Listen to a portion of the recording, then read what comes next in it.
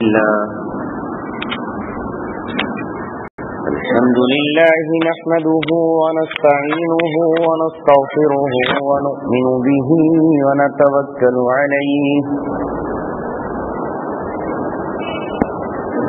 ونعوذ بالله من شرور أنفسنا ومن سيئات أعمالنا من يهده الله فلا مضل له ومن يضلله فلا هادي له ونشهد أن لا إله إلا الله وحده لا شريك له ونشهد أن سيدنا محمدا عبده ورسوله وصلى الله عليه وعلى آله وصحبه وسلم تسليما كثيرا كثيرا أما بعد قال الله تبارك وتعالى في كتابه الكريم يا أيها الذين آمنوا ادخلوا في السلم كافة ولا تتبعوا خطوات الشيطان إنه لكم عدو مبين صدق الله العلي العظيم قال رسول الله صلى الله عليه وسلم لا سيرة ولا هامة ولا سفر أو كما قال رسولنا ونبينا محمد صلى الله عليه وسلم صدق رسوله النبي الكريم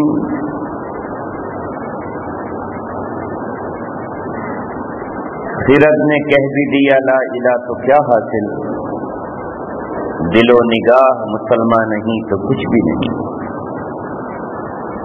شمی گوید مسلمانم بلرزم کہ میدانم مشکلات لا الہ را. محترم حضرات اور نوجوانان اسلام، سرزمین حیدرآباد کی مسجد الفردوس میں یہ میری تیسری حاضری ہے. پہلے اللہ تبارک و تعالیٰ نے نماز جمعہ میں کچھ کہنے کا موقع بخشا، پھر رات میں، اور آج پھر نماز عشاء کے بعد. پہنچنے کے امکانات نہیں تھے، فلائٹ بہت لیٹ تھی، تقریباً 2.25 گھنٹے، لیکن پھر بھی اللہ تبارک و تعالیٰ نے دوریوں کو سمیٹا اور ہم اس مبارک محفل میں بیٹھنے کے لائق قرار پائے. ظاہر ہے یہ مجلس چاہے افراد کے اعتبار سے کم ہو، لیکن اللہ تبارک و تعالیٰ کے یہاں تعداد نہیں دیکھی جاتی، اللہ تعالیٰ کے یہاں اخلاص عمل دیکھا جاتا ہے. جب ہم قرآن کریم کو پڑھتے ہیں تو قرآن کریم میں ہمیں اس کے 15ویں پارے میں ایک سورت سورہ کہف نظر آتی ہے. اس میں اللہ تبارک و تعالیٰ کچھ نوجوانوں کا ذکر کرتا ہے جو اس زمانے کے ظالم بادشاہ کے خلاف کھڑے ہوئے، اور اللہ تبارک و تعالیٰ نے ان کو اتنا محبوب بنایا، اتنا پسند فرمایا کہ اپنی آخری کتاب جو لوح محفوظ میں قرآن کی شکل میں موجود ہے اس میں اس کو لکھ دیا، اور ان کا ذکر رہتی دنیا تک اور قیامت تک جاری رہے گا. قرآن اگر ہم پڑھتے ہیں اور مفسرین ہمیں اس کا پتہ دیتے ہیں تو وہ تعداد ہزاروں میں نہیں ہے، سینکڑوں میں نہیں ہے، وہ تعداد 10 تک بھی نہیں پہنچتی، بلکہ قرآن کے اصول کے مطابق ان کی تعداد کل 7 ہے. اللہ تبارک و تعالیٰ ان کے بارے میں کہتا ہے انہم فتیۃ آمنوا بربہم وزدناہم ہدی. وہ چند نوجوان جو اپنے رب پر ایمان لائے ہیں اور ہم نے ان کی ہدایت میں اور اضافہ کر دیا. وَرَبَطْنَا عَلَىٰ قُلُوبِهِمْ إِذْ قَامُوا، اور ہم نے ان کے دلوں کو باندھ دیا جس وقت وہ کھڑے ہوئے. کیونکہ اصل چیز دل ہی ہے. اگر دل گھبرا جائے تو کچھ نہیں ہوتا. دل میں اگر خوف پیدا ہو جائے تو قدم ڈگمگا جاتے ہیں. دل میں اگر کسی کی طاقت اور کسی قوت کی ہیبت بیٹھ جائے تو انسان اس کو سر جھکا دیتا ہے. بعض مرتبہ تو اسے وہ سجدہ بھی کر دیتا ہے.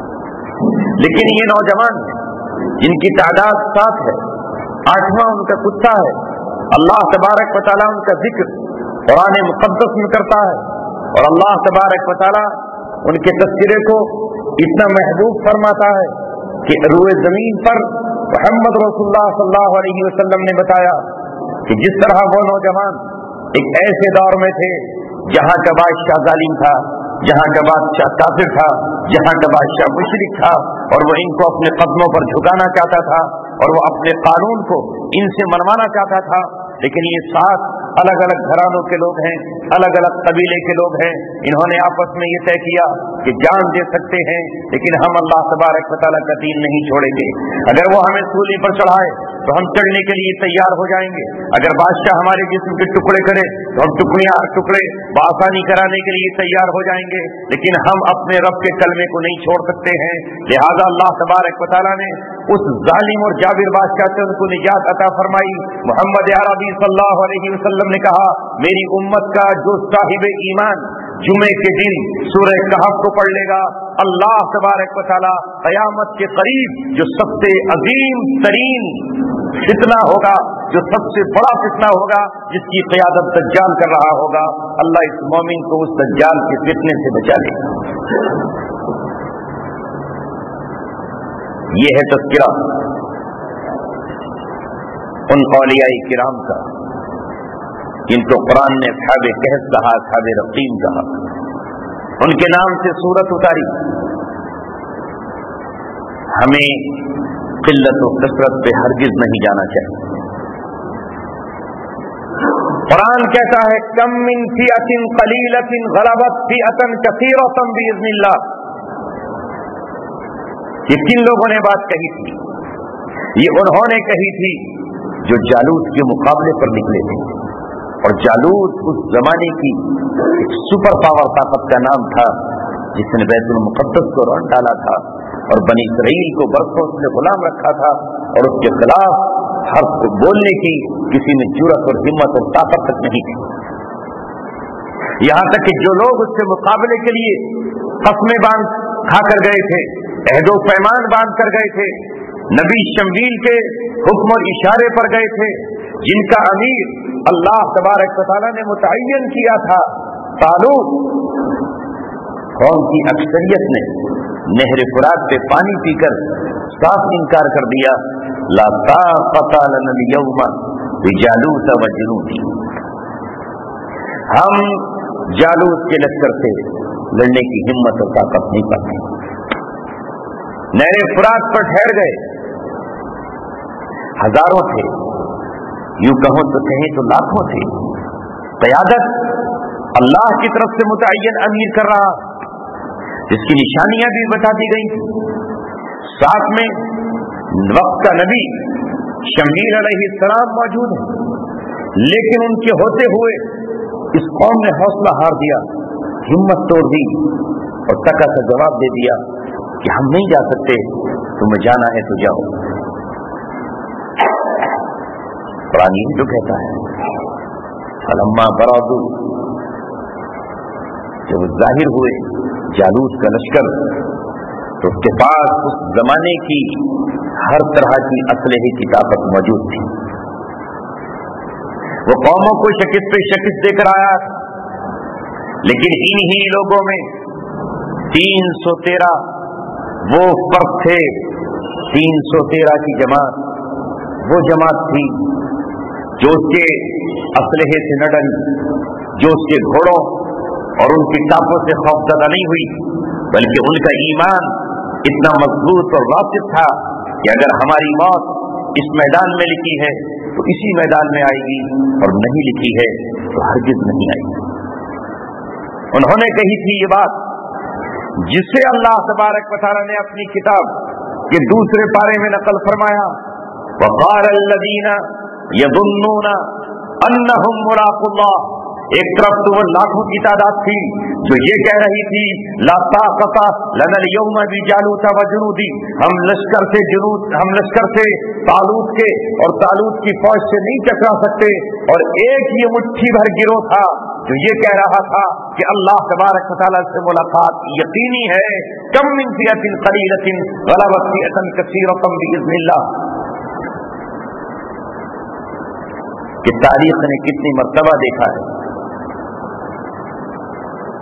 आसमान ने न जाने कितनी मर्तबा ये नजारा किया है कि एक छोटी सी जमात फ़िअतिन क़लीला, एक छोटी सी जमात गालिब आई है फ़िअतन कसीरा, बहुत बड़ी जमात पर जिसकी बहुत ज्यादा कसरत थी, उस जमात पर गालिब आई फ़िअत क़लील, एक छोटी सी जमात। और ये कहकर उन्होंने अपनी कौम का हौसला बढ़ाया, इधर हौसला बढ़ाया और उधर अल्लाह तबारक व तआला से दुआ मांगी, रब्बना अफ़रिग़ अलैना सब्रा व सब्बित अक़दामना वंसुरना अलल क़ौमिल काफ़िरीन।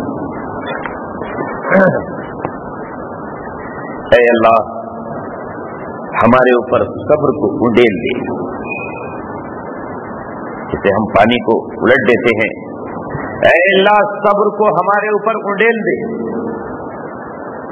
हमारा दिल थाम दे, हमारा कलेजा मजबूत कर दे, हमारे कदमों को साबित कदम रख।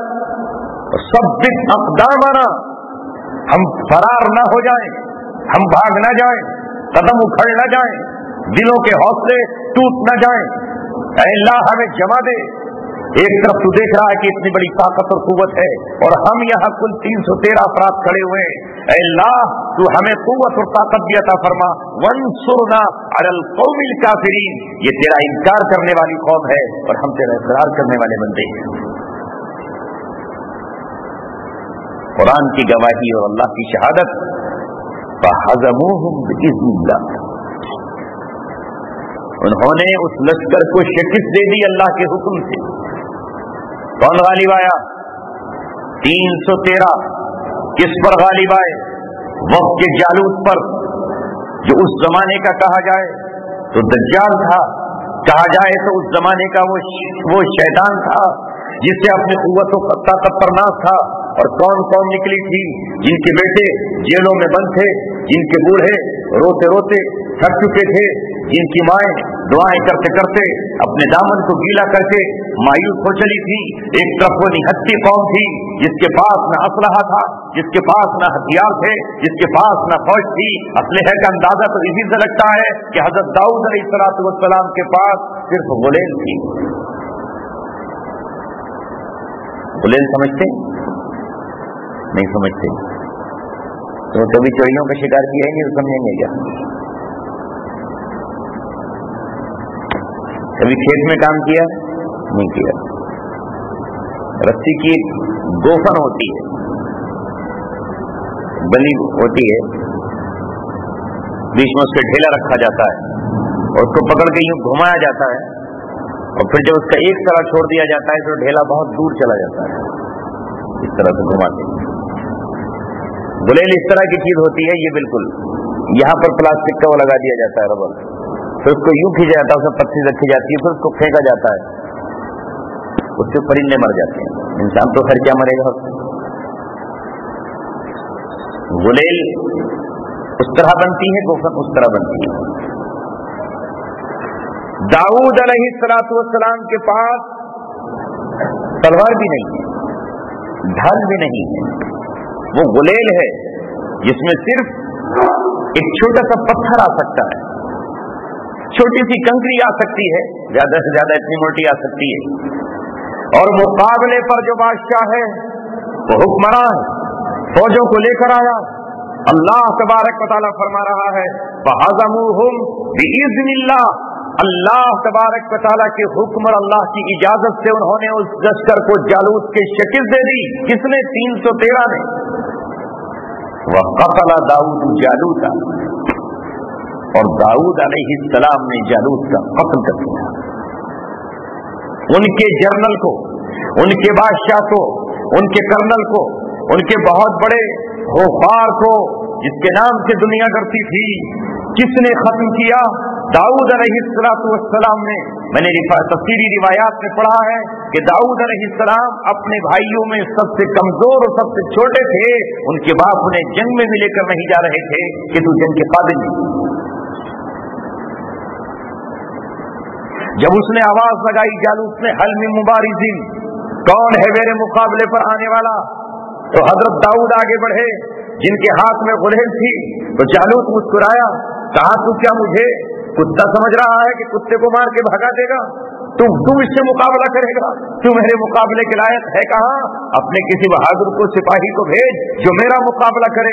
حضرت داؤد علیہ السلام نے کہا، تیری حیثیت میری نظر میں کتے کے برابر نہیں، میں ہی تیرا مقابلہ کروں. بس داؤد علیہ السلام نے دوفل میں پتھر رکھا، غلیل میں پتھر رکھ کے کھینچ کے جو مارا تو پہلا ہی پتھر اس کی آنکھ کے اندر لگا، اور ظاہر ہے کہ وہ پتھر اللہ نے اس کی ہلاکت کے لیے تیار کر دیا تھا. اللہ تبارک و تعالیٰ اپنے دشمنوں کے لیے ہلاکت کی چیزیں بھی تیار کر کے رکھتا ہے. ابن کثیر اور مرزا مظہر جانے جانا نے تفسیر مظہری میں لکھا ہے کہ جب داؤد علیہ السلام کو ان کے والد لوٹا رہے تھے تو وہ روتے ہوئے اپنے والد سے گزارش کر رہے تھے کہ ابا مجھے جانے دیجیے. جب وہ راستے میں چلے تو ایک پتھر کے سے آواز آئی، اے داؤد مجھے اپنی جھولی میں ڈال لے، مجھے اپنی جیب میں رکھ لے، مجھے اللہ نے جالوت کے قتل کے لیے حکم دیا ہے، میں تیرے ہاتھوں اس تک پہنچنا چاہتا ہوں. پھر دوسرا پتھر ملا، اس سے بھی یہی آواز آئی. پھر تیسرا پتھر ملا، اس سے بھی یہی آواز آئی. یہ 3 پتھر تھے جو داؤد علیہ السلام نے چلائے، اور جب وہ گھوڑے سے نیچے گرا تو مسلمانوں نے نعرہ تکبیر اللہ اکبر بلند کیا، اور جالوت کی فوجوں میں بھگدڑ مچ گئی. جب ان کا امیر اور ان کا بادشاہ ہی قتل ہو گیا تو اب وہ ٹک کہا سکتے تھے. لہذا اللہ تبارک و تعالیٰ نے فرمایا کہ اس کے نتیجے میں ہم نے وَآتَاهُ اللَّهُ الْمُلْكَ وَالْحِكْمَةَ، اللہ فرماتا ہے کہ ہم نے پھر داؤد علیہ السلام کو ملک بھی دیا اور حکمت بھی، بادشاہت بھی دی، اور حکمت سے مراد نبوت بھی. پہلے بادشاہت کا ذکر کیا، پھر اللہ نے نبوت کا ذکر کیا. داؤد علیہ السلام کی شخصیت میں اللہ تعالیٰ نے دونوں چیزیں جمع کر دی، نبوت بھی جمع کر دی اور بادشاہت بھی جمع کر دی بلا اختلاف. کسی کو کوئی شک ہے ہی نہیں کہ داؤد علیہ السلام بادشاہ بھی ہوئے، اور بادشاہ سے مراد اسلام میں وہ بادشاہ نہیں ہوتا جس کا تصور آج دنیا میں پایا جاتا ہے. اسلام کا بادشاہ خلیفہ کہلاتا ہے. خلیفہ کس کا؟ اللہ تبارک و تعالیٰ کا. وہ اپنے ہاتھ سے کوئی قانون نہیں لکھتا، وہ اپنی مرضی سے کوئی کتاب تیار نہیں کرتا. وہ دستور جو اللہ نے بنا کر دیا ہوتا ہے وہ اسی کو نافذ کرتا ہے. وہ قانون جو اللہ نے بنا کر دیا ہوتا ہے وہ اسی کو انسانوں پر جاری کرتا ہے. وہ اپنا قانون نہیں لکھتا، وہ اپنے قانون کو نہیں بناتا. اس لیے اللہ نے کہا یا داؤد انا جعلناک خلیفۃ فی الارض، ہم نے آپ کو ملک کا خلیفہ بنایا ہے. لفظ ملک استعمال نہیں ہوا، ملک ہوتا تو بادشاہ کہلاتے. ہم نے آپ کو خلیفہ بنایا. خلیفہ کا مطلب یہ ہے کہ وہ اللہ تبارک و تعالیٰ کے دستور کو پورا کا پورا نافذ کرتے ہیں، نہ اس میں کمی کرے نہ زیادتی کرے. وَآتَاهُ اللَّهُ الْمُلْكَ وَالْحِكْمَةَ، اللہ تعالیٰ نے انہیں بادشاہت اور نبوت دونوں عطا کر دی. نبوت پر جا کر انتہا ہو جاتی ہے، یعنی ایک ہی شخصیت میں اللہ نے دونوں چیزوں کو جمع فرمایا. یہ نہیں کہ بادشاہ الگ اور نبی الگ، دونوں جمع کر دیے اور شکست دی اس مٹھی بھر جماعت میں جس کی تعداد اہل علم میں 313 لکھی ہے. اب آپ اندازہ لگائیں اگر یہ واقعہ ہمارے دور میں پیش آتا اور آج کے زمانے میں یہ پیش آتا تو آج کے مسلمان یقین نہیں کرتے اور وہ یہ کہتے یہ کیسے ہو سکتا ہے کہ کوئی خیبر جماعت اتنی بڑی طاقت کے مقابلے میں فتح حاصل کر دے. کیونکہ اللہ تبارک و تعالیٰ کے فیصلوں پر یقین نہیں رہا. اگر آج کوئی حق پرست جماعت، اگر کوئی حق پرست گروہ اگر اللہ تبارک و تعالیٰ کے پرچم کو تھامے ہوئے کسی دنیا کی سپر پاور طاقت کو وہ شکست سے دوچار کر دے اور وہ فتح کا پرچم لہرا دے تو آج کوئی اور نہیں مسلمان یہ کہیں گے کہ نہیں یہ کیسے ہو سکتا ہے کہ آنند خان میں ایک جماعت ابھرے اور وہ باطل کو شکست دے دے. یہ نہیں ہوتی. اور قرآن کہہ رہا ہے کہ انہوں نے شکست دی.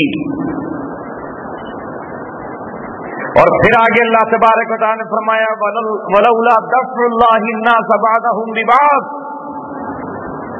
یہ اللہ تبارک و تعالیٰ کا قانون ہے کہ وہ قوم جسے سانس لینے کی اجازت نہیں ہوتی، وہ قوم جسے آزادی کے سورج دیکھنے نہیں دیے جاتے، وہ قوم جس کے بچے غلام بنا لیے جاتے ہیں، وہ قوم جن کی عورتوں کو بوتلوں پر نچایا جاتا ہے، وہ قوم جسے سر اٹھانے کے لیے موقع نہیں دیا جاتا، جس کے ٹکڑے ٹکڑے کر دیے جاتے ہیں، جس کے ہاتھوں میں ہتھیار تو بہت دور کی چیز ہے، انہیں سانس لینے کی بھی اجازت نہیں ہوتی. اللہ تبارک و تعالیٰ اسی کمزور قوم کو ظالم اور جابر قوموں سے ٹکراتا ہے اور یہ قوم فتح یاب ہوتی ہے اور کامیابی سے ہمکنار ہوتی ہے. وہی جو دبے کچلے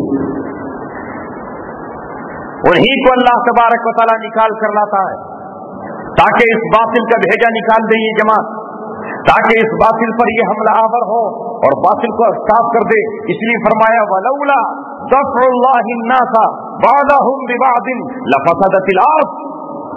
اگر اللہ بعض کو بعض کے ذریعے سے نہ روکے، یعنی باطل کے مقابلے پر حق جماعت پیدا نہ کرے، اگر اللہ تبارک و تعالیٰ ظالموں کے مقابلے میں انصاف پسندوں کو پیدا نہ کرے، اگر اللہ تبارک و تعالیٰ سپر پاور طاقتوں کے مقابلے میں جو ظلم کی علامت اور ظلم کا نشان بن جاتی ہیں کمزور قوم کو اٹھنے کی جرأت نہ دے تو زمین فساد سے بھر جائے. کیونکہ پھر تو ظالم جو چاہے گا کرے گا، جس کی بیٹی چاہے گا اٹھائے گا، جس کی بیوی کو چاہے گا نیلام کرے گا، جس عبادت خانے کو چاہے گا ڈھائے گا، جس نوجوان کو پکڑے گا سر قلم کرے گا، جو چاہے گا زمین پر کرے گا. یہ طاقتور گروہ، لہذا اس طاقتور گروہ کو ختم کر کے زمین پر بیلنسنگ پاور لانے کے لیے اللہ تبارک و تعالیٰ نے یہ ضابطہ بنایا ہے وَلَوْلَا دَفْعُ اللَّهِ النَّاسَ بَعْضَهُمْ بِبَعْضٍ لَفَسَدَتِ الْأَرْضُ. یہ اللہ تبارک و تعالیٰ کی سنت ہے، یہ اللہ تبارک و تعالیٰ کی عادت ہے، یہ اللہ تبارک و تعالیٰ کی سنت جاریہ ہے کہ اللہ تبارک و تعالیٰ ہمیشہ ایک ایسی قوم کو اس ظالم کے مقابلے پر کھڑا کرتا ہے اور فتح یاب بھی کرتا ہے. یہ ہمیں جب پتہ چلے جب ہم قرآن پڑھیں. ہم نے تو قرآن کو لپیٹ کے رکھ دیا ہے کہ تجھے قبر میں جا کے پڑھ لیں گے، یا تو فرصت ہے نہیں پڑھنے، قبر میں جائیں گے تسلی سے رہیں گے وہاں پڑھ لیں گے. قرآن کریم کس طرح بتاتا وَلَٰكِنَّ اللَّهَ ذُو فَضْلٍ عَلَى الْعَالَمِينَ. لیکن اللہ تبارک و تعالیٰ جہاں والوں پر رحم کرنے والا ہے، دنیا والوں پر مہربان ہے. اگر اللہ تبارک و تعالیٰ دفاع کرنے والا گروہ تیار نہ کرے، اگر اللہ تبارک و تعالیٰ حق کی حمایت و نصرت کرنے والی جماعت کو تیار نہ کرے، اگر اللہ تبارک و تعالیٰ حق کے پرچم کو لہرانے والے افراد تیار نہ کرے تو زمین پر تو فساد برپا ہو جائے گا، زمین پر تو کوہرام مچ جائے گا، انصاف کسی کو ملے گا نہیں، تو زمین تو گناہ سے، جرائم سے اور تمام چیزوں سے پٹ جائے گی. وَلَٰكِنَّ اللَّهَ ذُو فَضْلٍ عَلَى الْعَالَمِينَ. لہذا اللہ تبارک و تعالیٰ یہ کہہ رہا ہے کہ ہم ایسے گروہ کو اٹھا کر، ہم ایسے گروہ کو کھڑا کر کے جس کے سینوں کو ہم ایمان سے بھر دیتے ہیں، طمانینت سے بھر دیتے ہیں، ایسے سینوں کو ہم خوف سے خالی کر دیتے ہیں اور ان کے دل میں کسی کا رعب نہیں بیٹھتا. یہی وہ جماعت جہاں والوں پر رحمت ہوا کرتی. دور حاضر کے دانشور کیا کہیں گے ایسی جماعت کو؟ دور حاضر کے مستشرق کیا کہیں گے ایسی جماعت کو؟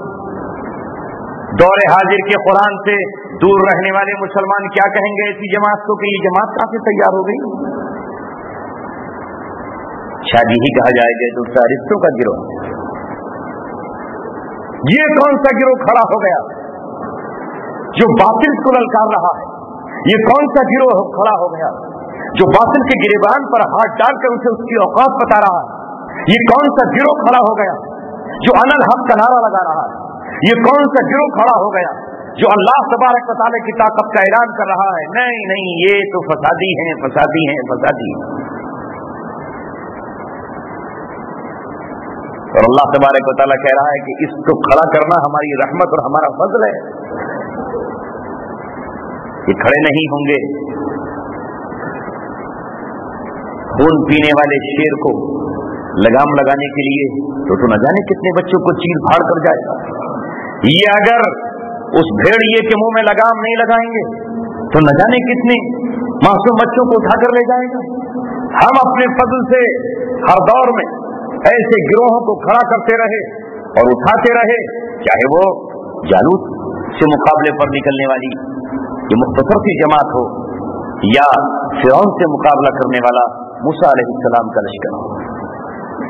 वहां भी तो यही था। वहां भी तो 400 साल से फिरौन ने उठने नहीं दिया था बनी इसराइली को, दबा कर रखा था और ऐसा दबा कर रखा था कि वो उफ नहीं कर सकते थे। जिस घर में जाता छापा मार देता, माओ की गोद से बच्चा छीन लाता और सड़क पर उसको जुबा कर दिया जाता। ये शहादत है कुरान की, युदब्बिहूना अब्नाअकुम व यस्तहयूना निसाअकुम व फी ज़ालिकुम बलाउम मिन रब्बिकुम अज़ीम। और तुम्हारे बेटों को ज़िबा करते थे, तुम्हारी औरतों को जिंदा रखते थे। कितने कमजोर बनी इसराइल कि उनके बेटे ज़िबा हो रहे हैं और वो मुकाबला भी करने की हैसियत में नहीं। टुकड़े टुकड़े कर दिया था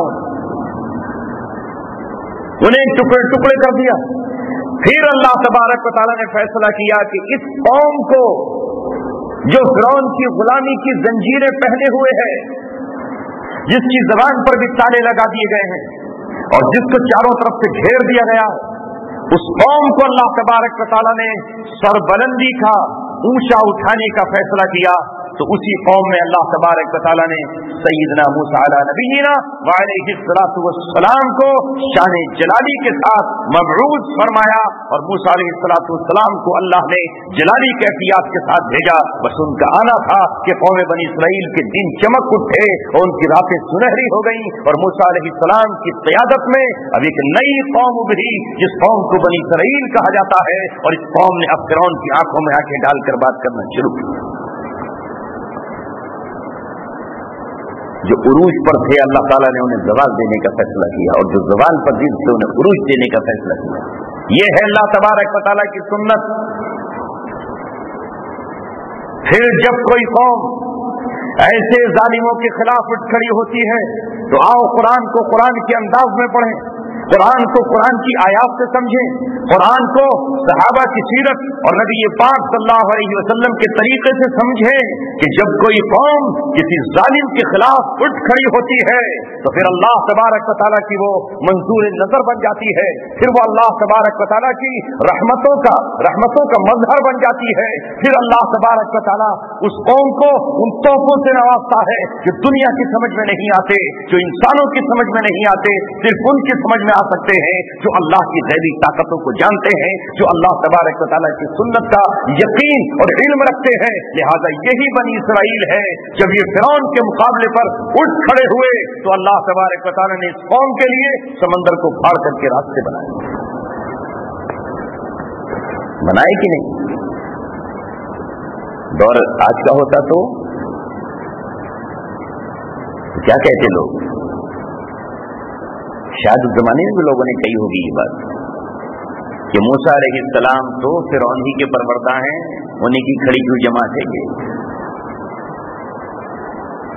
भाई वहां तो आज तो एक शख्स 4.5 साल जेल में रह आया तो कह रहे हैं जेल में ही जेल हो गई थी पूरी और जेल से खड़ा कर दिया अपना एक आदमी। 4.5 साल जेल में। मूसा अलैहिस्सलाम तो जवानी तक रहे फिरौन के महल में, तो वहां भी ये बात आई होगी कि फिरौन ने खड़ा किया है। फिरौन चाहता है टकराव हो जाए, फिरौन ने तो पाला था। उम्र के 30 साल तक कम से कम उसके यहाँ रहे, 10 साल बकरियां चराई हैं वहां, 40 साल में नबूवत मिल जाती है। تو 30 साल जो शख्स फिरौन के यहाँ रहा हो और वो उसके बाद आकर जब फिरौन से मुकाबले की बात करे तो लोगों ने यही कहा होगा कि साहब ये तो फिरौन के ही एजेंट हैं और उन्हीं से मशवरा करके कुछ चल रहा है। और फिरौन ने तो खुद मूसा अलैहिस्सलाम पर ये इल्जाम धर दिया था जब जादूगर ईमान लेकर आए, वो सच्चे पक्के दिल से ईमान लाए, वो मौजज़ा देखकर ईमान ले आए, वो मौजज़ा देखकर सजदे में गिर गए, उन्होंने आमन्ना बिरब्बी हारून व मूसा कह दिया। और फिरौन ने कौन सा प्रोपेगेंडा उनके लिए इस्तेमाल किया? फिरौन की मीडिया ने ये कहा, अच्छा ये तुम्हारा उस्ताद है, अल्लामा मुस्तहिर, इसने तुम्हें जादू सिखाया है। यानी अभी तक वो फिरौन के साथ थे, अभी तक वो फिरौन से ओहदे और मनसब मांग रहे थे, अभी तक फिरौन से वही कह रहे थे कि हम अगर जीत जाएं तो क्या मिलेगा। लेकिन जब उन्होंने मूसा अलैहिस्सलाम के मौजज़े को देखा तो ईमान ले आए। तो सबसे पहला बार फिरौन ने ये किया कि कहीं इनको देखकर कुछ और लोग मूसा अलैहिस्सलाम पर ईमान न ले आए, कहीं ऐसा ना हो कि मेरी कौम और इकट्ठी होकर मूसा अलैहिस्सलाम के ताबे हो जाए और उस पर ईमान ले आए। इसलिए उसने अपने पूरे मुल्क में उस जमाने के एतबार से जो भी मीडिया रहा होगा उस पर उसने ये मैसेज आम कर दिया कि नहीं मियां, ये तो दोनों आपस में तय करके आए थे, ये फिरौन ही ये मूसा अलैहिस्सलाम जी के शागिर्द थे, इनको तो उसी ने जादू सिखाया और यह इन्होंने खुद सरेंडर कर दिया। लेकिन एक तरफ ये कह रहा है और दूसरी तरफ उनके सूली पर चढ़ाने की तैयारी भी कर रहा है। समझो अजीजों और नौजवानों, हमारे पास आज बातिल की तरफ से कोई खबर आ जाती है, बस हम समझते हैं कि इससे अच्छा जरिया तो कोई है नहीं, जबकि 1450 साल पहले एक वाकया पेश आ चुका है और उस वाकये की मुनासबत से कुरान की एक आयत उतर चुकी है जिसने हमें ये बताया है कि मीडिया के रोल पर तुम आंखें बंद करके ईमान मत ले आना, उसे वही इलाही मत समझना, उसे अल्लाह तबारक व तआला की तरफ से फरिश्ते का पैगाम मत समझना। आप सल्लल्लाहु अलैहि वसल्लम के जमाने में एक वाकया पेश आया। आपने कबीले की तरफ एक सहाबी को भेजा कि जाओ उनसे ज़कात वसूल करके लाओ। अब ये सहाबी वहां पहुंचे, उनको मालूम हुआ कि रसूलुल्लाह सल्लल्लाहु अलैहि वसल्लम का नुमाइंदा ज़कात लेने आ रहा है, तो चल के सड़क पर शहर के बाहर ही उसका इस्तकबाल करते हैं। वो इस्तकबाल करने के लिए पूरी कौम निकली। जाहिर है कि असलहा, हथियार, तलवार, कमान, तीर ये तो उनकी फितरत में शामिल थे, इसके बगैर तो निकल नहीं सकते थे। वो हथियार सजाकर जब निकले तो ये सहाबी जो गए थे उनसे ज़कात वसूल करने, अचानक इनके दिल में खौफ पैदा हो गया। इन्होंने समझा कि मेरे कबीले की, इस कबीले से जंग चली आती थी पुरानी, ये सब इकट्ठे होकर मुझे कत्ल करने आ रहे हैं। उनको ये धोखा हो गया। जब उन्होंने हथियारों से लैस देखा तो उन्होंने ये समझ बैठे कि ये शहर से अपने बाहर क्यों निकल कर आए। हो सकता है कि हमारे कबीले ने पहले इनके लोगों के कत्ल कर दिए हैं, तो अपने आदमी का बदला लेने के लिए मुझे कत्ल कर दें। और उनको देखते ही घोड़े को रेड़ लगाई और मदीने वापस आ गए। और अल्लाह के रसूल से आकर ये कहा कि उन्होंने तो ज़कात देने से मना कर दिया, और अगर मैं वो तो बचाया, मैं लौट आया, वरना अगर मैं उनके अंदर चला जाता मुझे कत्ल कर देते हो। इस पर रसूलुल्लाह सल्लल्लाहु अलैहि वसल्लम को सख्त गुस्सा आया और सहाबा किराम तो जोश में भर गए और कहा, अल्लाह के रसूल अभी इसी वक्त कूच कीजिए, घोड़ों को सजा लीजिए। उस कौम की, उस कबीले की ये हिम्मत कि वो रसूलुल्लाह के फैसले को न माने और ज़कात न दे, और हमारा नुमाइंदा जो ज़कात वसूल करने जाए उसे कत्ल करने के लिए शहर से बाहर निकल आए। अल्लाह के रसूल कूच कीजिए, हम अभी आपके साथ चलेंगे। आप सल्लल्लाहु अलैहि वसल्लम ने कहा, अभी ठहरो, तहकीकात करते हैं फिर जाना। अब आप सल्लल्लाहु अलैहि वसल्लम ने फिर सहाबा को भेजा कि जाओ तुम सही खबर लेके आना, यही मामला है, क्या वो मुर्तद हो गए। गालिबन खालिद बिन वलीद या कोई दूसरे साहबी जब गए तो उनके सरदार ने ये कहा कि उनका नुमाइंदा तो वापस चला गया, ज़कात हमें देनी है, क्यों ना हम जाके मदीने में जमा कर दें। वो ज़कात लेके उधर से चले, इधर से ये कासिद तहकीक के लिए पहुंचा, बीच में मुलाकात हुई, कहा कि साहब हम तो आ रहे हैं मदीने के लिए ज़कात देने के लिए। उनका ज़कात देने के लिए तुमने तो सुना शख्स जो आए थे उनको कत्ल करने की तैयारी कर ली थी। कहा ला हौला वला कुव्वता इल्ला बिल्लाह, हम तो उनका इस्तकबाल करने के निकले थे कि रसूलुल्लाह का नुमाइंदा आ रहा होगा, हम उसको शान के साथ लाएंगे अपने शहर में, फिर ज़कात दे देंगे। जब आपकी तरफ से नुमाइंदा नहीं आया तो हम आज खुद ज़कात लेके चल पड़े हैं और ये हमारे पास ज़कात की रकम है, ये तहकीक कर लो। तो मामला कुछ और निकला। तब उस मौके पर अल्लाह तबारक व तआला ने कुरान की आयत नाजिल फरमाई, या अय्युहल्लज़ीना आमनू इन जाअकुम फासिकुम बिनबइन फतबय्यनु, ऐ ईमान वालों अगर तुम्हारे पास कोई फासिक खबर लेकर आए, फतबय्यनु तो उसकी तहकीक कर लिया करो। बिन तहकीक के मत मानो, अपने जराए से उसकी तहकीक और तस्दीक करो। कहीं ऐसा ना हो कि तुम कोई काम कर बैठो और फिर बाद में शर्मिंदगी उठानी पड़े, जैसे कि यहां होने जा रहा था। इसके बाद अल्लाह ने ज़ाब्ता बनाया अहले ईमान के, अन तुसीबू कौमन बिजहालतिन अला मा फअलतुम, कि नादानी की वजह से तुम कोई फैसला कर बैठो तो किसी फासिक की खबर को ये मत समझ लेना कि ये वही इलाही है। आज नौजवानों और बुजुर्गों जरा बताओ, जो खबर आ गई CNN पर, BBC को तो समझते हैं कि इस पे आई हुई खबर भी झूठ हो सकती है। 96% मीडिया पूरी दुनिया का यहूदियों के कंट्रोल में है, ज्यूस के कंट्रोल में 96% मीडिया। तो कुरान तो फासिक को कह रहा है, यहाँ तो यहूदी खबर दे रहा है, यहाँ तो मुशरिक खबर दे रहा है, यहाँ तो मजूसी खबर दे रहा है, यहाँ तो मुर्तद खबर दे रहा है। इसकी खबर सच्ची हो सकती है? नहीं हो सकती। तो फिर उस खबर को आप क्यों समझते हो कि इसने सच्ची खबर दी है? ये कुरान ने हमें बताया कि हम इन खबरों के ताल्लुक से ऐसे होशियार रहें, अपने जराए से उसकी तस्दीक करें कि हकीकत क्या है, सच्चाई क्या है और झूठ क्या है। मगर हमारे यहाँ कहाँ, इधर खबर आई उधर मजम्मतें शुरू, इधर खबर आई उधर बयानात शुरू, इधर खबर आई उधर से मुखालफत शुरू। तहकीक में हम कहाँ जा रहे हैं?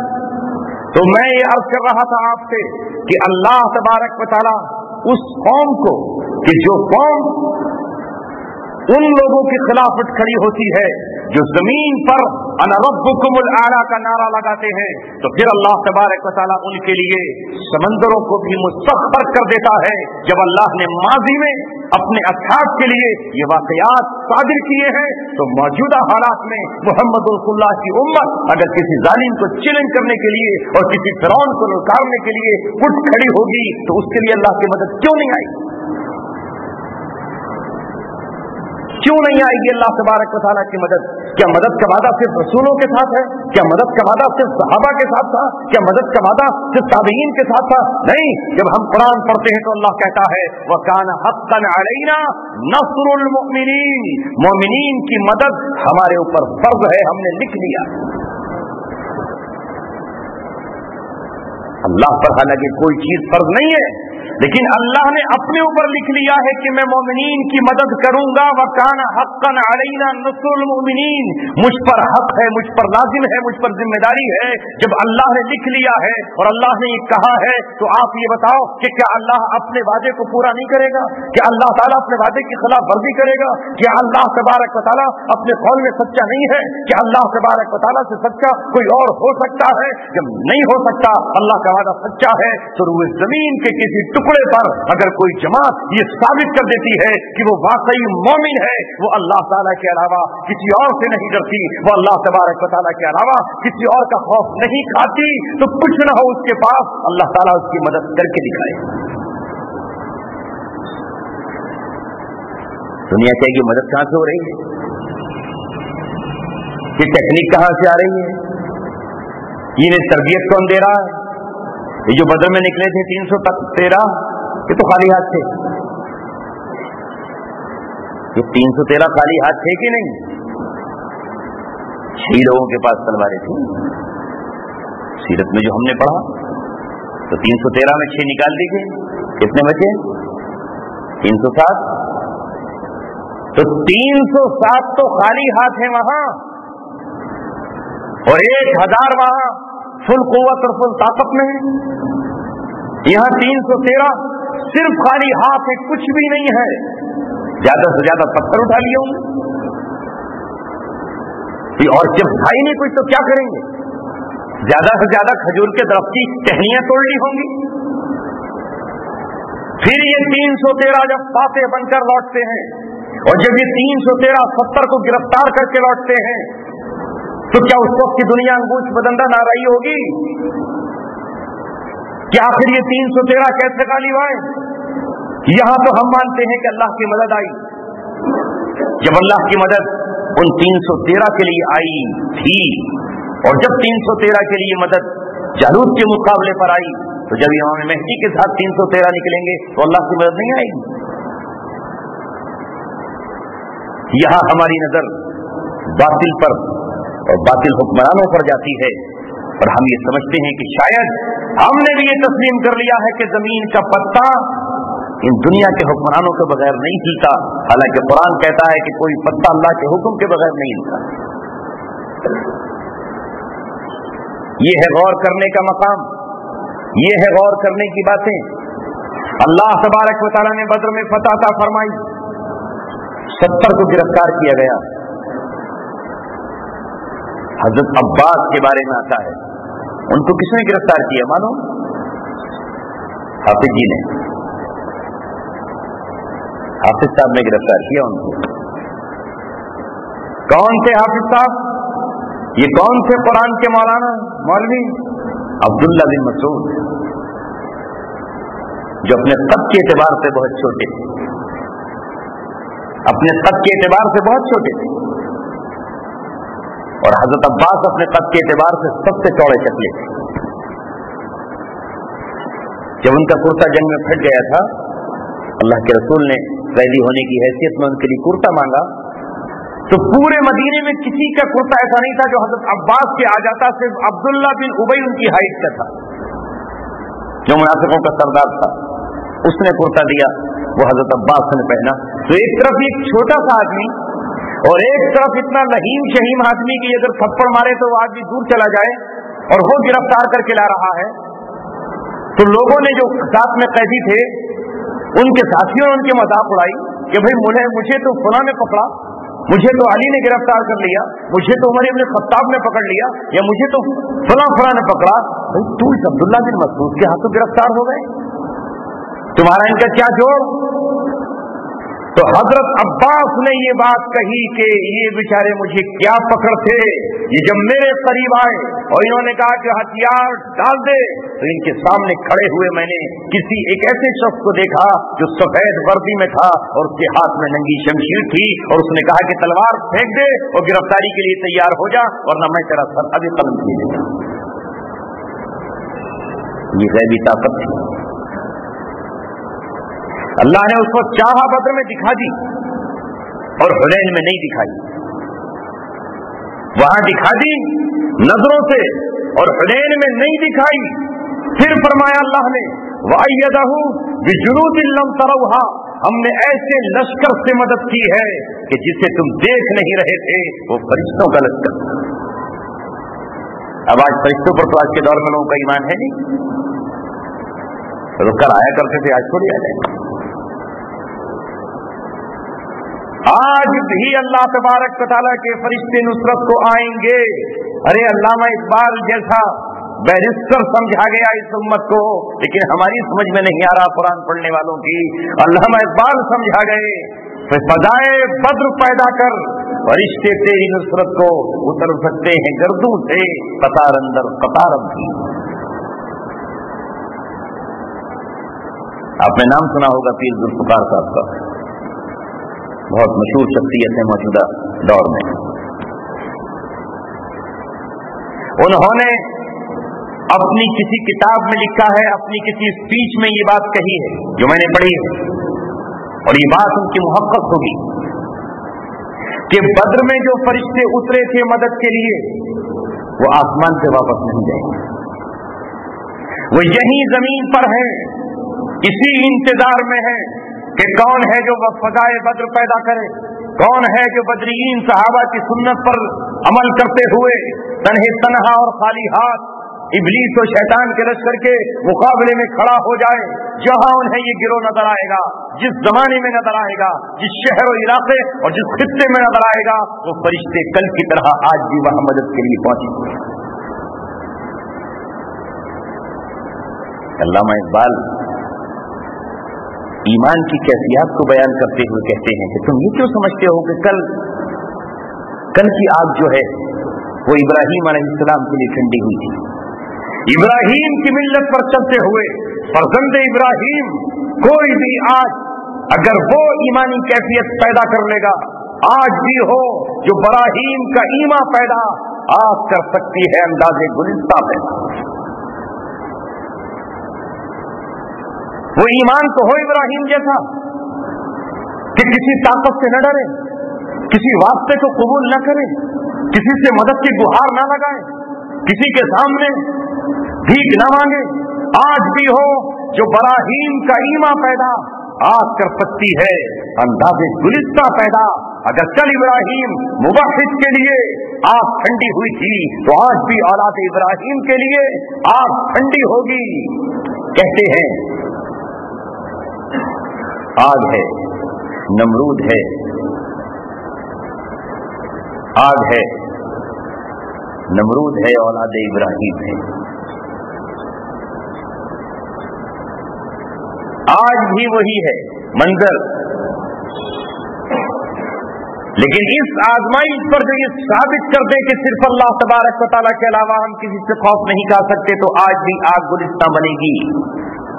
किसी शायर ने क्या ही अच्छे अंदाज में कहा है कि कूचा ये कातिल की तरफ जाने से मत रोक मुझे, मेरा मकसद ही शहादत है, तुझे क्या मालूम। और दूसरे शायर ने कहा जुल्म के शोलों को शायद ये खबर मुतलक नहीं, आतिश नमरूद भी मेरे लिए गुलजार है, आतिश नमरूद भी मेरे लिए गुलजार है।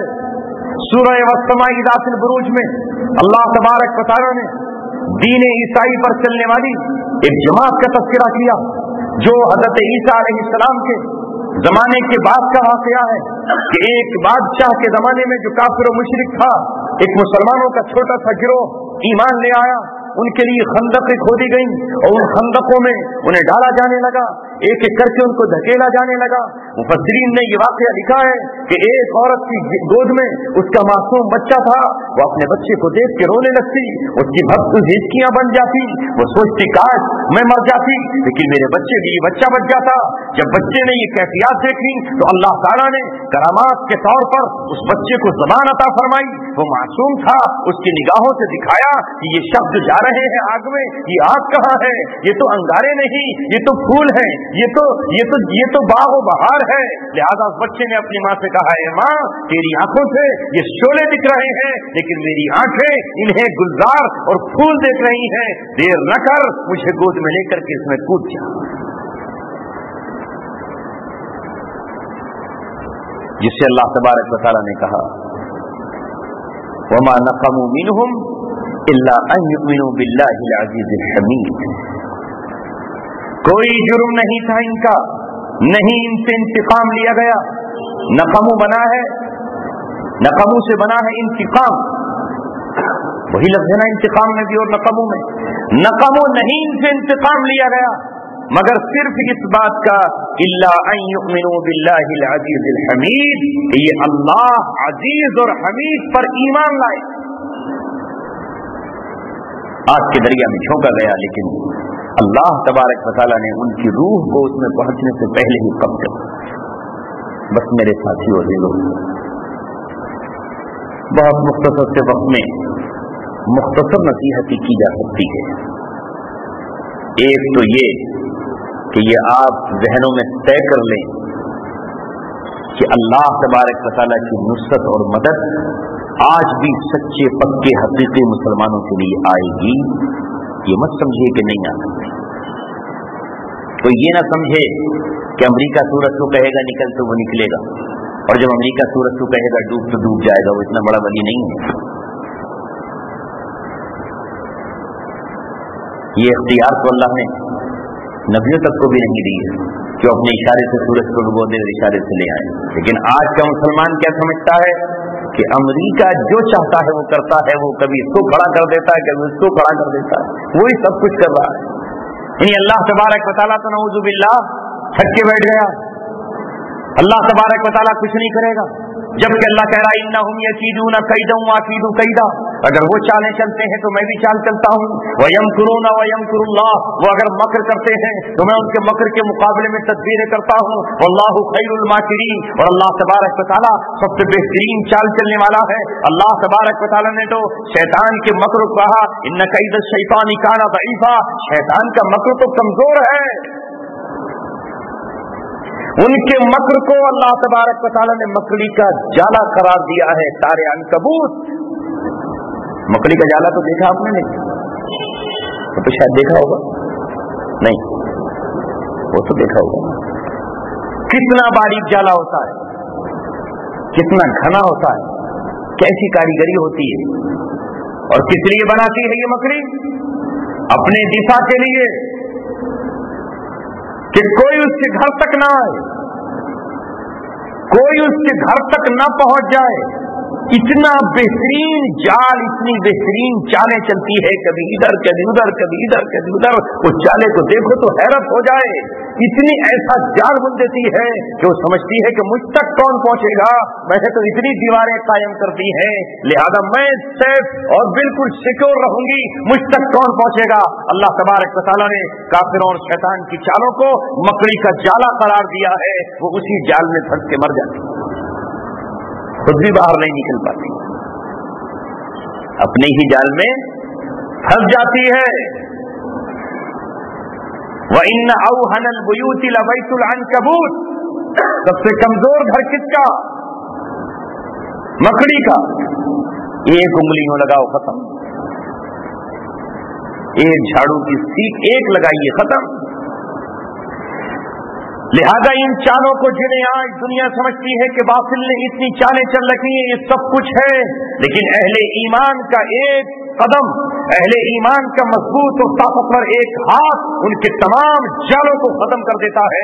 کوئی چال اس کی کچھ نہیں ہے, کچھ نہیں ہے. امریکہ, آپ سمجھتے ہو کہ اس جماعت کو امریکہ نے کھڑا کر دیا, اس کو امریکہ نے کھڑا کر دیا, یعنی اللہ تبارک و تعالیٰ معذور ہو کے بیٹھ گیا ہے, نعوذ باللہ. بتاؤ, امریکہ جسے کھڑا کرتا ہے وہ کھڑا ہو جاتا ہے, جسے چاہتا ہے وہ بیٹھ دیتا ہے. اللہ تو اپنی گروہ کو اٹھاتا ہی نہیں, جبکہ اللہ فرما رہا ہے کہ اگر ہم ولولا دفع اللہ الناس بعضهم ببعض لهدمت صوامع وبيع وصلوات ومساجد, اگر ہم بعض کو بعض کے مقابلے پر نہ کھڑا کرتے تو اس زمانے میں اس زمانے کے مسلمانوں کی عبادت گاہیں توڑ دی جاتی, یعنی یہودیوں کی عبادت گاہیں, پھر عیسائیوں کی عبادت گاہیں, اور پھر آخری دور میں مسلمانوں کی مسجدیں ڈھا دی جاتی.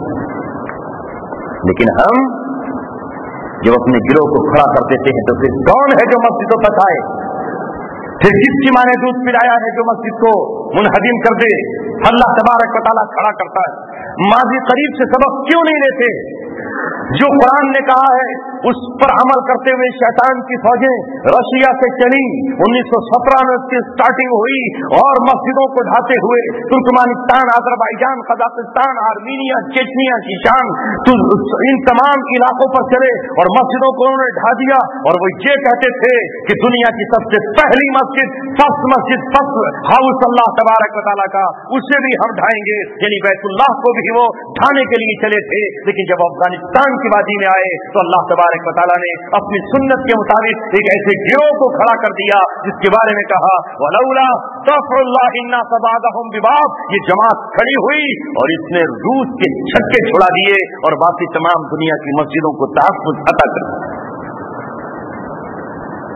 تو چاہتا تھا پاکستان کو بھی اپنی لپیٹ میں لوں گا, کیونکہ اس کا تو کہنا یہ تھا کہ ہے ہی نہیں اللہ زمین پر, پھر مسجد کیسی؟ جب زمین پہ خدا ہے ہی نہیں تو پھر قرآن کیسا؟ جب اللہ ہے ہی نہیں تو پھر نمازیں کیسی؟ روک دیا اللہ تبارک و تعالیٰ نے. مسلمان کہتے ہیں نہیں امریکہ نے روکا, اللہ تو آرام سے بیٹھا تھا. جیسے یہودی کہتے ہیں 6 دن اس نے کائنات بنائی, 7ویں دن ہفتے کے دن آرام کیا, اللہ تعالیٰ نے تھک گیا تھا. قرآن کہتا ہے لا تأخذہ سنۃ ولا نوم, نہ اسے اونگ آتی ہے نہ نیند آتی ہے. اور ولا یعودہ حفظہما بنا کر اللہ تعالیٰ بیٹھا نہیں ہے. ولا یعودہ حفظہما اس زمین و آسمان کی مخلوقات کی حفاظت اسے تھکاتی نہیں. وَهُوَ الْعَلِيُّ الْعَظِيمُ وہ نیند سے اونگ سے تھکن سے بہت بلند ہے, بہت بالا ہے. تو کیا کہتے ہیں لوگ کہ ان افغان مجاہدین کو, ان افغانستان میں لڑنے والوں کو امریکہ نے اسٹرینگر میزائل دے دیے, امریکہ نے انہیں اپنے ہتھیار دے دیے, لہذا امریکہ کی مدد سے روس کو خاتمہ کیا انہوں نے. اب کون دے رہا ہتھیار انہیں؟ اب کون دے رہا ہے؟ رضی بتاؤ نا, 13 سال سے اب کون ہتھیار دے رہا ہے؟ اب تو امریکہ سے چل رہی ہے. اب کون دے رہا ہے رشیا؟ اب کون دے رہا ہے؟ پاکستان. ارے وہ تو امریکہ کے ساتھ کھڑا ہے. اب کون دے رہا ہے؟ ہندوستان. کون دے رہا ہے اب؟ کل کہتے تھے امریکہ نے دیا ہے. امریکہ نے کہا دیا ایسا, اس نے ہی ابھارا. ارے اللہ تبارک و تعالیٰ کی طاقت کو نہیں جانتے.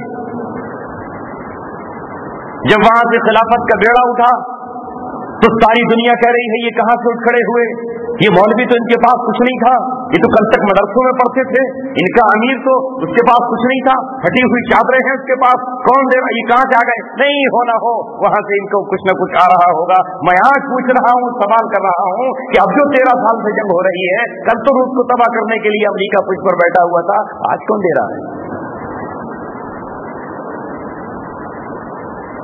اب کیوں واپس جا رہا ہے؟ اب کس قوم نے اسے واپسی پر مجبور کیا؟ کسی نے مدد کی؟ ارے برابر میں 2 مسلمان ملک ہیں, انہوں نے کوئی ایک روپے کی مدد کی؟ کوئی مدد کو آیا نہیں آیا. لیکن اللہ تبارک و تعالیٰ اپنے بندوں کی مدد کو آئے گا. کل بھی آیا ہے, اللہ تبارک و تعالیٰ اپنے فرشتوں کو بھیجے گا اور اللہ تبارک و تعالیٰ ان باغ کے ذریعے سے باغ کو دفاع کرے گا تاکہ دنیا کی تمام مسجدیں بچ سکیں. اب نہیں رہے دم روس میں کہ وہ کسی ملک پہ حملہ کر کے مسجدوں کو ڈھائے. اب تو اپنی ریاستوں میں بھی نہیں روک سکتا, تاجکستان میں بھی عبادت سے نہیں روک سکتا, اب شیشان میں نہیں روک سکتا. اللہ تبارک و تعالیٰ کاش ہمیں اپنی ذات سے ہونے کا یقین دلا دے. پیدا ہی نہیں ہو پا رہا. باتیں تو ہم بہت کر رہے ہیں, سمجھ میں نہیں آتا. یہی مضمون کو روکتے ہوئے جو میں نے حدیث پڑھی تھی, وقت زیادہ ہو جائے گا. اس مہینے سے متعلق مجھے حیرت ہے کہ آج بھی لوگ مسلمان ہوتے ہوئے جاہلیت کی تعلیم پہ عمل کرتے ہیں. جب رسول پاک صلی اللہ علیہ وسلم تشریف لائے تھے تو اس زمانے میں ظاہر ہے کہ عرب مشرک ہو گئے تھے, تو کچھ ایسے کام کرتے تھے کہ انہوں نے کچھ وقتوں کو یا کچھ مقامات کو منحوس قرار دے دیا. نبی پاک صلی اللہ علیہ وسلم تشریف لائے اور آپ نے آ کر یہ کہا کہ کوئی گھڑی منحوس نہیں ہے اسلام. سفر کے مہینے میں اہل عرب نکاح نہیں کرتے تھے, کوئی خوشی نہیں کرتے تھے, سفر کے مہینے کو برا جانتے تھے. اسی طرح الو جو پرندہ ہے اسے منحوس سمجھتے تھے, ہمارے کیا سمجھتے ہیں آج تک. لیکن حیات الحیوان میں آپ اگر پڑھیں تو وہ جو گفتگو کرتا ہے الو, وہ بڑی عبرت اور نصیحت کی گفتگو ہے.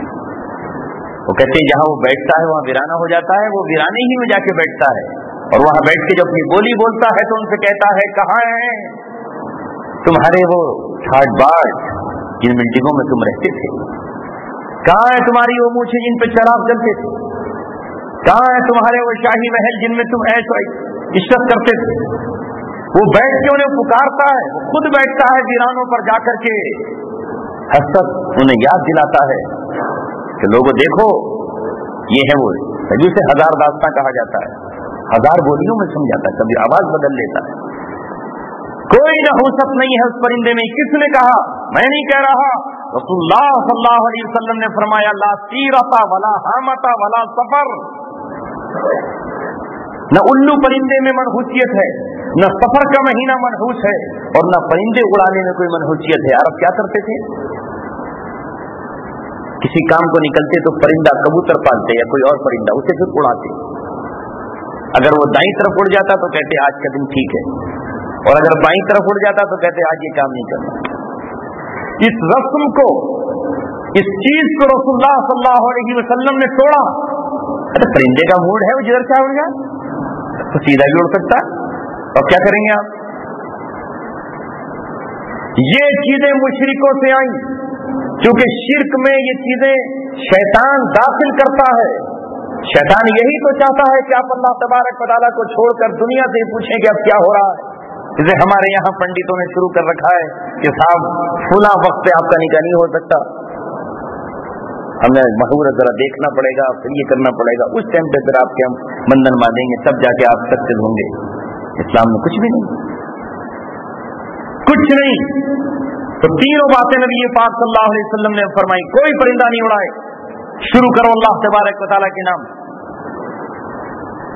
सफर के महीने में कोई मनहूसियत नहीं है, निकाह शादी ब्याह सब कुछ हो सकता है, और उल्लू में कोई मनहूसियत नहीं। मगर मुझे मालूम हुआ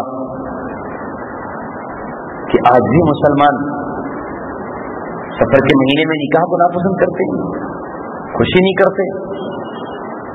या तो साबित करें, वो अहादीस से साबित हो तो ठीक है, इसे छोड़े। वरना वही है कि अभी मुसलमान तो हो गए, दिलो निगाह मुसलमान नहीं तो कुछ भी नहीं। पहले दिल और निगाह को मुसलमान हम करें। कोई दिन मनहूस नहीं, कोई घड़ी मनहूस नहीं, कोई जानवर मनहूस नहीं, कोई टुकड़ा और कोई सिक्का मनहूस नहीं। सब अल्लाह तबारक व तआला ने हमको आजाद रखा है, इसलिए अपने घरों में बताएं और इन रस्म रिवाज को छोड़ें। आपके आंध्रा में शायद ये भी है कि जब मकान बनता है तो कहते हैं टॉयलेट इस साइड में नहीं होना चाहिए, उस साइड में होना चाहिए। लोग पूछते थे मुझसे पहले, साहब घर के इस किनारे में होगा तो पता नहीं क्या हो जाएगा, उस किनारे में होगा तो हो जाएगा, कहीं भी नहीं, कुछ नहीं है। मगर आज तक हम उस दलदल से नहीं निकले जो मुशरिकों की हमारे बीच तक आई। कोई मिठाई बना रहा है, कोई पहला दूध जाके कुएं में डाल रहा है, कोई मरीज हो गया तो उसकी चारपाई से काला बकरा बांध रहा है कि काली माई आएगी इस बकरे को, बला इससे आ जाएगी बकरे पे, वो काली माई इस बकरे को खा जाएगी। कोई बुनियादें मकान की खोद रहा तो उसमें बकरे का खून डाल रहा है। यानी हम वो जो अल्लामा इकबाल ने कहा था, कब उन्होंने कह दिया था कि हो वज़ा में नसारा तो तमद्दुन में हुनूस। उनके यहाँ बिल्ली काट जाए रास्ता तो नहीं जाते, घर चलो भाई। किसी को छींक आ गई तो कहेंगे कि साहब क्या मन हो, छींक आ गई। अरे वो जानता नहीं कि छींक क्यों आई है और इस छींक पर क्या हुक्म है। ये छींक उस वक्त आती है, हकीम अख्तर साहब ने लिखा है, हकीम थे वो बहुत बड़े, कि जब दिमाग में दो रगें एक दूसरे से टकराती हैं, दो रगें हैं वो आपस में कशमकश करती हैं, नजले वाली रग अलग और कोड़ की रग अलग। जब नजले वाली रग कोड़ की रग पे गालिब आ जाती है तो सुकून महसूस होता है दिमाग में और छींक आती है। इसलिए हुक्म है, कहो अल्हम्दुलिल्लाह। अगर ये छींक ना आती और वो वाली रग गालिब आ जाती तो ये कोड़ी हो जाती। और यही वजह है कि जब ये शख्स कहे अल्हम्दुलिल्लाह तो सुनने वाला कहे यरहमुकल्लाह, अल्लाह तुझ पर रहम करे, तो आज गया था काम। और फिर जब इसने दुआ दी उसको, तो इस पर हक बनता है कि ये अपने भाई को हदीयतन तोहफतन दुआ दे, यहदीकुमुल्लाह, अल्लाह तबारक व तआला तुझे सच्चा और सीधा रास्ता दिखाए। क्या इस्लाम का निजाम है। मगर काफिर क्या कहते हैं कि साधु ठीक आ गई या तो इस मामले खराब हो गए। ये वो रसूमात हैं। अल्लाह हज़रत थानवी रहमतुल्लाह अलैह ने किताब लिखी है इन गलत रसूमात पर, अगलातुल अवाम, वो पढ़नी चाहिए और घरों में सुनानी चाहिए। अगलातुल अवाम, अवाम की जो गलतियां हैं वो क्या क्या हैं, इनका शरीयत से कोई ताल्लुक नहीं। अल्लाह तबारक व तआला इस सफर के महीने में जिसमें हमने आज इस दीनी गुफ्तगू की शुरुआत की है, سفر کا چاند آج نظر آ گیا. آج صبح 23 تاریخ تھی. اللہ تعالیٰ ہمارے اس سفر کے مہینے کو بھی برکتوں کا مہینہ بنائے، جس طرح اس نے پچھلا محرم کا مہینہ ہمارا بآسانی عافیت اور خیریت کے ساتھ گزروایا. اللہ تعالیٰ اس پورے سفر کے مہینے کو بھی ذخیرہ آخرت بنانے کے لیے اور توشہ آخرت بنانے کے لیے اللہ تعالیٰ ہمیں توفیق نصیب فرمائے. وما علینا الا البلاغ.